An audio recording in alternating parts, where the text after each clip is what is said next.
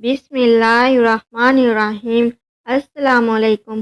اربوں خربوں درود و سلام حضرت محمد مصطفیٰ صلی اللہ علیہ وآلہ وسلم، ان کی اولاد، ان کی آل پر اللہ تعالیٰ مغفرت فرمائے، آپ کی، میری اور تمام امت کے مسلمانوں کی، اور قیامت کے دن اپنے ٹھنڈے عرش کا سایہ نصیب فرمائے، آمین۔ محترم ناظرین گرامی، روایت ہے ابن اساکر سے کہ صدقہ بن یزید نے ملک طرابلس میں 3 قبریں بلند زمین پر دیکھیں۔ پہلی قبر پر لکھا تھا کہ زندگی کا آرام وہ شخص نہیں پا سکتا جس کو یقین ہے کہ موت آئے گی اور ہمارا ملک ہم سے چھین لے گی اور قبر میں ہم کو سلا دے گی۔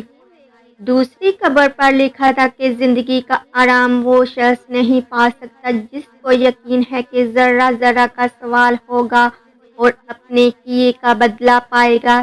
تیسری قبر پر لکھا تھا کہ زندگی کا آرام وہ نہیں پا سکتا جس کو یقین ہے کہ قبر ہماری جوانی کو خاک میں ملا دے گی اور ہمارا چہرہ اور تمام اعضاء کو ریزہ ریزہ کر دے گی۔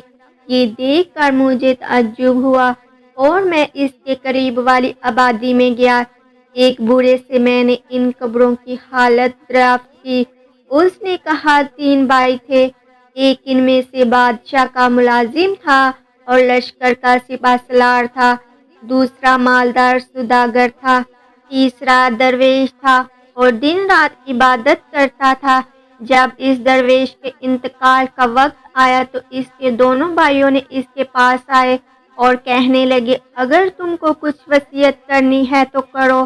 اس نے جواب دیا کہ نہ میرے پاس مال ہے، نہ مجھ پر کسی کا قرض ہے، نہ میرے پاس کچھ اسباب ہے، لیکن تم سے اس بات کا اقرار لیتا ہوں، جب میں مر جاؤں تو اس ٹیلہ پر دفن کرنا اور میری قبر پر لکھ دینا، زندگی کا آرام وہ نہیں پا سکتا جس کو یقین ہے کہ ذرہ ذرہ کا سوال ہوگا اور اپنے کیے کا بدلہ پائے گا۔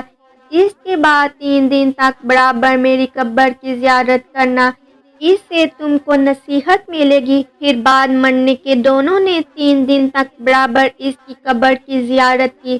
تیسرے دن سپہ سالار نے زیارت کر کے جانے کا قصد کیا تو قبر کے اندر سے دیوار گرنے کی آواز سنی، خوف سے کانپنے لگا اور ڈرتا ہوا اپنے گھر کو چلا گیا۔ رات کو اپنے بھائی کو خواب میں دیکھا اور پوچھا، اے بھائی وہ کیسی آواز تھی؟ کہا، فرشتہ نے مجھ سے کہا کہ فلاں دن ایک مظلوم نے تجھ سے فریاد کی تھی اور تو نے اس کی مدد نہ کی۔ یہ کہہ کر ایک گرز مارا۔ یہ آواز اسی گرز کی تھی۔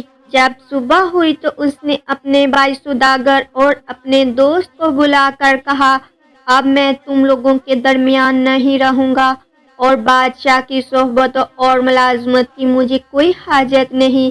اسی وقت عیش و آرام دنیا کو چھوڑا اور پروردگار کی عبادت میں مشغول ہوا اور پہاڑ کا راستہ اختیار کیا۔ جب اس کی وفات کا زمانہ آیا تو اس کا بھائی سوداگر آیا اور کہا، اے بھائی اگر کچھ وصیت کرنا ہو تو کرو۔ اس نے جواب دیا کہ میرے پاس نہ مال ہے نہ مجھ پر کسی کا قرض ہے، لیکن میں تم سے اقرار لیتا ہوں کہ جب مر جاؤں تو میرے بھائی کی قبر کے پاس مجھ کو دفن کرنا اور میری قبر پر لکھ دینا کہ زندگی کا آرام وہ نہیں پا سکتا جس کو یقین ہے کہ موت آئے گی اور ہمارا ملک چھین لے گی اور ہم کو قبر میں سلا دے گی، اور 3 دن تک میری قبر کی زیارت کرنا۔ پھر جب اس نے انتقال کیا تو 3 دن تک قبر کی زیارت کی۔ جب تیسرے دن زیارت کر کے جانے کا ارادہ کیا تو قبر کے اندر سے ایک ایسی آواز سنی کہ اس کے ہوش اڑ گئے اور ڈرتا ہوا مکان پر آیا۔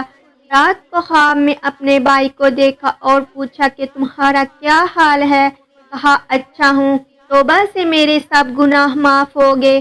میں نے پوچھا، میرا بھائی کیسا ہے؟ کہا، وہ نیک لوگوں کے ساتھ بڑے درجہ پر ہے۔ میں نے پوچھا کہ میرا کیا حال ہوگا؟ کہا، جو جیسا عمل کرے گا ویسا بدلہ پائے گا۔ تم کو لازم ہے کہ فرصت کو غنیمت جانو اور نیک عمل کا توشہ اختیار کرو۔ جب صبح ہوئی تو اس نے بھی دنیا سے منہ پھیرا اور اپنا کل مال فقراء و مساکین کو تقسیم کیا اور اللہ تعالیٰ کی عبادت میں زندگی بسر کی۔ جب اس کا انتقال کا وقت آیا تو اس کا لڑکا آیا اور کہا، اے باپ کچھ وصیت کیجیے۔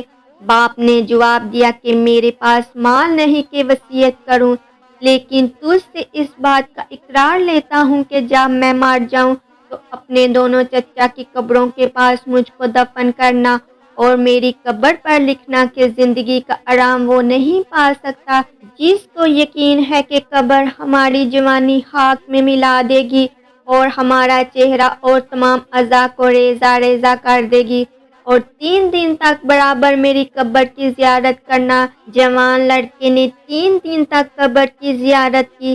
تیسرے دن قبر سے ایک آواز خوفناک سنی اور غمگین ہو کر گھر آیا۔ رات کو اپنے باپ کو خواب میں دیکھا۔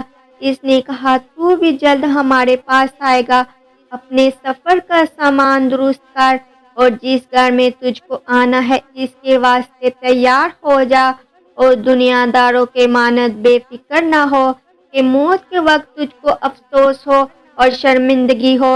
جلدی کر اور جلدی کر اور جلدی کر۔ ناظرین گرامی، راوی بیان کرتا ہے کہ اس لڑکے نے جس رات کو یہ خواب دیکھا اس کی صبح کو میں اس کے پاس گیا۔ اس نے خواب کا حال مجھ سے بیان کیا اور کہا، میری زندگی کے 3 مہینے یا 3 دن باقی رہ گئے ہیں، کیونکہ باپ نے 3 بار مجھ سے تاکید کی ہے۔ تیسرے دن اس نے گھر کے لوگوں کو جمع کیا اور سب سے رخصت ہوا اور قبلہ رو ہو کر کلمہ شہادت پڑھا اور انتقال کیا۔ ناظرین گرامی، اسی طرح اللہ سے ڈرنے والے نوجوان کا ایک اور قصہ ملاحظہ فرمائیں۔ روایت ہے کہ حضرت عمر رضی اللہ تعالیٰ عنہ کے زمانے میں ایک نوجوان عبادت گزار مسجد میں عبادت کیا کرتا تھا۔ حضرت عمر رضی اللہ تعالیٰ عنہ اس کی عبادت سے تعجب کرتے تھے۔ اس کا باپ بہت ضعیف ہو گیا تھا۔ یہ جوان عشاء کی نماز پڑھ کر باپ کی خدمت کے واسطے جاتا۔ راستہ میں ایک عورت اس پر فریفتہ ہو گئی، ہر روز اس کو بلاتی اور چھیڑتی تھی۔ ایک دن یہ نوجوان اس کے ساتھ چلا۔ عورت گھر کے اندر گئی۔ جب یہ دروازے پر پہنچا اور اندر جانے کا ارادہ کیا تو یہ آیت یاد آئی۔ ترجمہ: جو لوگ پرہیزگار ہیں جب ان کو شیطان کی طرف سے کوئی خطرہ ڈالنے والا پیدا ہو جاتا ہے تو یاد کر لیتے ہیں اور دیکھنے لگتے ہیں۔ ناظرین گرامی، اس وقت اللہ تعالیٰ کا خوف اس کے دل پر اس قدر غالب ہوا کہ زمین پر گرا اور بے ہوش ہو گیا۔ جب بہت عرصہ گزرا تو اس کا باپ تلاش کرنے کو گھر سے نکلا، دیکھا کہ بے ہوش پڑا ہے، اس کو گھر اٹھوا لایا۔ جب وہ لڑکا ہوش میں آیا تو پوچھا کہ سچ بیان کر، تجھ پہ جو کچھ بھی گزرا ہے۔ جوان نے وہ آیت پڑھی اور چیخ مار کر زمین پر گرا اور جان نکل گئی۔ لوگوں نے غسل و کفن کیا۔ صبح کو یہ واقعہ حضرت عمر رضی اللہ تعالیٰ عنہ سے کسی نے بیان کیا۔ آپ رضی اللہ تعالیٰ عنہ اس جوان کے باپ کے پاس غم خواری کے واسطے گئے اور فرمایا، مجھ کو اس وقت خبر کیوں نہ دی؟ کہا، اے امیر المومنین، رات کا وقت تھا، تکلیف کے خیال سے آپ کو خبر نہ دی۔ آپ رضی اللہ تعالیٰ عنہ نے فرمایا، مجھ کو اس کی قبر کے پاس لے چلو۔ جب آپ صحابہ کرام کے ساتھ قبر تک پہنچے تو فرمایا، وَلِمَنْ خَافَ مَقَامَ رَبِّهِ جَنَّتَانِ، یعنی جو شخص اپنے رب کے پاس کھڑے ہونے سے ڈرے گا اس کو 2 جنتیں ملیں گی۔ نوجوان نے قبر سے دوبارہ جواب دیا، اے عمر رضی اللہ تعالیٰ عنہ، بے شک میرے رب نے مجھ کو 2 جنتیں دی ہیں۔ سبحان اللہ۔ تو ناظرین گرامی، آپ نے دیکھا کہ اللہ سے ڈرنے والے لوگوں کے لیے کتنا اجر عظیم ہے۔ اللہ تعالیٰ سے دعا ہے کہ اللہ تعالیٰ ہمیں بھی برائیوں سے دور رہنے اور اچھائیوں کی طرف راغب ہونے کی توفیق عطا فرمائے۔ آمین یا رب العالمین۔